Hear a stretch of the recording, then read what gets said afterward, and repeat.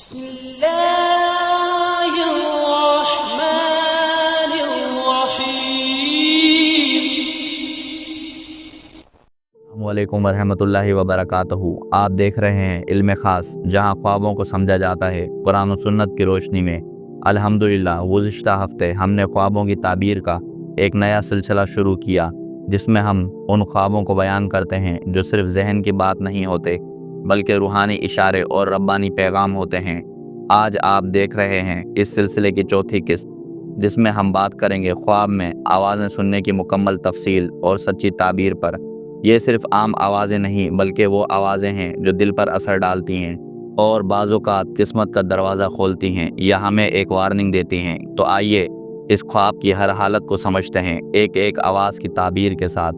اگر خواب میں انسانوں یا جانوروں کی آواز سنی جائے، حضرت ابن سیرین رحمۃ اللہ علیہ فرماتے ہیں، اگر خواب میں لوگ یا جانور کسی کو آواز دے رہے ہوں تو یہ غم اور پریشانی کی علامت ہے، اور اگر کوئی خواب میں دیکھے کہ اسے کسی دور جگہ سے پکارا جا رہا ہے تو اس کی تعبیر اس کے رد عمل پر ہے۔ اگر اس نے جواب دیا تو یہ نشانی ہے کہ موت قریب ہو سکتی ہے، اور اگر جواب نہ دیا تو اس کی تعبیر ہے کہ وہ بیماری میں مبتلا ہوگا۔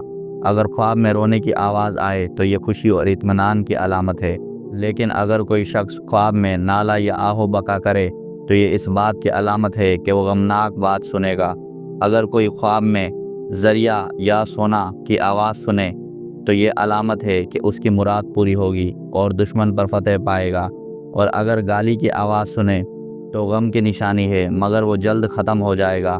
حضرت ابراہیم کرمانی رحمۃ اللہ علیہ فرماتے ہیں، اگر خواب میں گھوڑے کی آواز سنے تو اس کا مطلب ہے خوشخبری آئے گی، لیکن اگر گدھے کی آواز سنے تو یہ کسی جاہل یا دشمن کی بری خبر کی علامت ہے، جیسا کہ قرآن کریم میں فرمایا گیا، بے شک سب آوازوں میں بدتر آواز گدھے کی ہے۔ اگر اونٹ کی آواز سنے تو یہ حج یا نفع بخش تجارت کی علامت ہے۔ اگر بکری کی آواز سنے تو بزرگ سے خیر اور فائدہ حاصل ہوگا۔ اگر بکری کے بچے کی آواز ہے تو خوشی، شادی اور نعمت کی نشانی ہے۔ اگر خواب میں شیر دھاڑتا ہو تو یہ بادشاہ یا حکومت کے خوف کی علامت ہے۔ اگر چیتے کی آواز سنے تو لڑائی یا دشمنی کا امکان ظاہر ہوتا ہے۔ بھیڑیا آواز دے تو دشمن پر فتح کی بشارت ہے۔ گیدڑ یا لومڑی آواز دے تو عورتوں یا مکار آدمی کی طرف سے فتنہ یا دھوکہ۔ بلی کی آواز تو چور یا نقصان سے ڈر۔ مرغ کی آواز تو نوجوان مرد کی خبر۔ الو کی آواز غم اور اندوہ کی علامت۔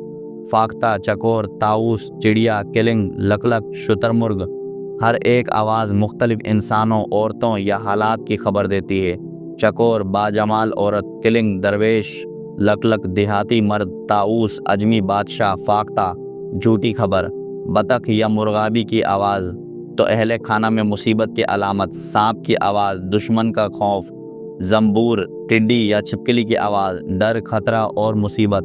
اگر آسمان، زمین یا ہوا سے کوئی خوفناک آواز سنے تو حکومت یا بادشاہ پر مصیبت اور اندوہ کی علامت ہے۔